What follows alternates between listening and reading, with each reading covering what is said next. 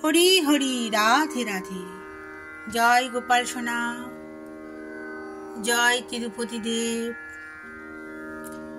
জয় ঠাকুর, জয় মা, জয় স্বামীজি, জয় শিব শম্ভু, জয় মা সরস্বতী, জয় গুরুদেব। রাধা মাধবের আশীর্বাদে নিজের মনে লেখা, নিজের মনে সুর নিবেদন করছি। দূরে ওই বাঁশি শুনে নূপুর খুলে আস্তে আস্তে পা ফেলে কাঁখে কলসি নিয়ে চলে যমুনা নদীতে। দূরে ওই বাঁশি শুনে নূপুর খুলে আস্তে আস্তে পা ফেলে কাঁখে কলসি নিয়ে চলে যমুনা নদীতে।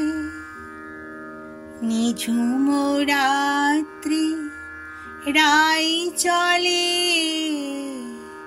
কানে আসে তার সুমধুর বাঁশির ধ্বনি। নিঝুম রাত্রি রাই চলে,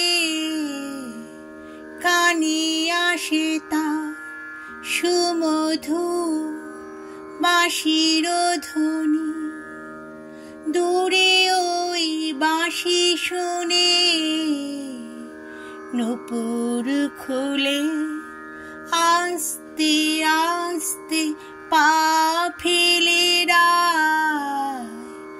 কাঁখে কলসি নিয়ে চলে যমুনা নদীতে। মনে এক আনন্দ নিয়ে সখার সাথে যায় আলাপন করতে। মনে এক আনন্দ নিয়ে সখার সাথে যায় আলাপন করতে। দূরে ওই বাঁশি শুনে নূপুর খুলে আস্তে আস্তে পা ফেলে কাঁখে কলসি নিয়ে চলে যমুনা নদীতে। হরি হরি, রাধে রাধে। রাধা মাধবের আশীর্বাদ আছে বলেই আমি সৃষ্টিমূলক কাজগুলি করতে পারি। আমাকে পথ দেখিয়ে নিয়ে যান ওনারা। যদিও আমি তুমি সম্বোধন করি, তবুও মাঝে মধ্যে আপনি বলে ফেলি। খুব নিজের লোক, জানেন তো, একদম নিজের। কতবার রাগ করে কত কিছু বলি, আবার যেন মনটা খারাপ হয়। আবার আদর করি রাধারানীকে, শ্রীকৃষ্ণকে বলি, বলা হয়ে গেছে আমার রাগ করে। গোপালকেও রাগ করে বলি, গোপালকেও আবার পরে আদর করি। আমি একবার বৃন্দাবন গিয়েছিলাম অনেক বছর আগে। সেখানে বংশীবট, মানে জায়গাটার নাম বংশীবট, মানে সেখানে শুনলাম গিয়ে ওখানে শ্রীকৃষ্ণ বাঁশি বাজাতেন। একটা আলাদা অনুভব কাজ করলো। রাধা কৃষ্ণের যুগল মূর্তি ওখানে রয়েছে, প্রণাম করলাম। ওই জায়গাটায় একটা যেন আলাদা অন্যরকম লাগলো আর কি, যেখানে শ্রীকৃষ্ণ বাঁশি বাজাতেন। কত যুগের ব্যাপার, কিন্তু যেন মনে হচ্ছে শোনা যাচ্ছে, এরকম একটা অনুভূতি হলো। যমুনা নদীতে, মানে যমুনা নদী যখন দেখতে গিয়েছিলাম, ওখানে গিয়েও মনে হলো সত্যি তো গোপীদের নিয়ে কত লীলা করেছেন, তাই না? শ্রী রাধারানী কলসি নিয়ে জল আনতে গেছেন, এই গানটা তো সেসব নিয়েই লেখা। এই গল্পগুলো দেখবেন আমরা শুনেই আসি, আর দেখবেন মনের মধ্যে ছবিটা আঁকা হয়ে যায়। সেগুলো নিয়ে এই আমার গানটি লেখা। সুরটাও নিজে থেকেই আসে, ভালো লাগে জানেন তো। রাধা মাধব, বৈকুণ্ঠের লক্ষ্মী রাধারানী, আজ শ্রীকৃষ্ণ হচ্ছে নারায়ণ দেব। আজ তো গুরুবার, তাই না? রাধারানী শ্রীকৃষ্ণ লীলা করতে এসেছিলেন পৃথিবীতে। কত ভালো ভালো কাজ করে গেছেন, ধর্মে স্থাপন করে গেছেন। শ্রী রাধারানী শ্রীকৃষ্ণের শক্তি, শুদ্ধ ভক্ত, রাধারানীর কৃপা অসীম।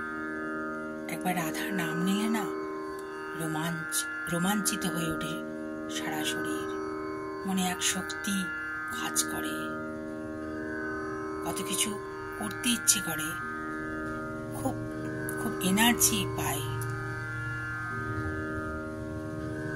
আমি অনেক ভজন লিখেছি রাধা কৃষ্ণকে নিয়ে, গোপালকে নিয়েও, ঠাকুরমাকে নিয়েও লিখেছি।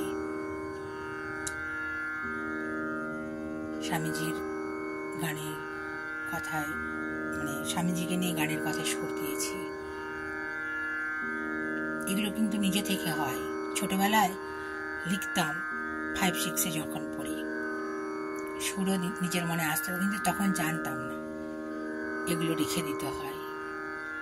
এখন লিখছি, সুর দিচ্ছি, এনকারেজ করে সবাই। আপনারা তো করেনি, আপনাদের প্রতি আমি কৃতজ্ঞ। আপনারা শোনেন বলেই না ইচ্ছে করে যে আমি আরো, ইচ্ছেটা হয় তখনই ভিতর থেকে আসে জিনিসটা। এটা কিন্তু খুব সত্যি কথা। মানুষের উৎসাহ কিন্তু সামনের দিকে বেশি এগিয়ে নিয়ে যায়। উৎসাহ না পেলে, ভালো অনেক গুণ আছে কিন্তু সেটাও কিন্তু থেমে যায়। তাই আপনাদের উৎসাহটা খুব দরকার। আপনাদের প্রতি আমি কৃতজ্ঞ। আজ যে কিছুটা এগিয়েছি আলোর পথে, রাধা মাধব তো নিশ্চয়ই আমার আদর্শ, কিন্তু আপনাদের মধ্য দিয়েই রাধা মাধব কিন্তু আমাকে এগিয়ে নিয়ে যাচ্ছে। এটা কিন্তু খুব সত্যি কথা, এবং আমি এটা ভিতর থেকে বলছি। আপনাদেরও ভালো হোক, মঙ্গল হোক। আপনাদের আজেও যেন রাধা মাধব আপনাদেরকে আরো এগিয়ে নিয়ে যায়। আপনারাও তো ভালো ভালো কাজে নিযুক্ত, তাই না? রাধা মাধবী, যে কোনো দেবতা দেবীকে আপনি মানে বেশি আপনাদের প্রিয় যে দেবতা দেবী, আপনাদেরকে দেখবেন এগিয়ে নিয়ে যাচ্ছে, তাই না? এটা কিন্তু একটা অনুভূতি, এটা কিন্তু ভিতর থেকে হয়। আমাদের ভোড়ার কাঠিয়া বাবা আশ্রম মাঝে মধ্যে আমি যাই, আমার দেশের বাড়ি ভোড়া। ওখানে খুব ভালো লাগে। খুব ছোট ছিলাম যখন ধনঞ্জয় দাস কাঠিয়া বাবাজি মহারাজ একবার এসেছিলেন ভোড়ায়, তখন আমি খুবই ছোট, প্রাইমারিতে পড়ি। বাবা মা নিমবার্গ সম্প্রদায়, অর্থাৎ কাঠিয়া বাবা, ধনঞ্জয় দাস কাঠিয়া বাবা দীক্ষিত। তো ওখানে আমি যেতাম মা বাবার সাথে। তো ছোটবেলায় একদম দেখেছিলাম, তখন সবাই আমরা প্রসাদ পাচ্ছি, উনি তখন পরিদর্শন করছেন। ওই আমার দেখা, ভীষণ লম্বা মানুষ ছিলেন। এখন তো রাসবিহারী দাসজি মহারাজ, আমরা ভাই বোন দুজনেই নাম নিয়েছি ওনার কাছে। তখন আমি কলেজে পড়ি, ভাই আরো ছোটতে নিয়েছে। আমি ছোটবেলা থেকে মামা বাড়িতে মানুষ, তো পরে আমি বাবা মার কাছে আসি, তখন নাম নিয়েছি।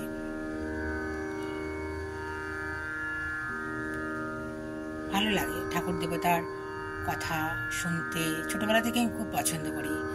আমার ঠাকুমাও দেখতাম গীতা পড়তেন, আমি পাশে বসে দেখতাম ঠাকুমা গীতা পড়ছেন। আমি যখন দেশের বাড়ি যেতাম ছুটিতে, আমাদেরও দেশের বাড়িতে মানে বাড়ির মধ্যেই রাধা মাধব আছেন।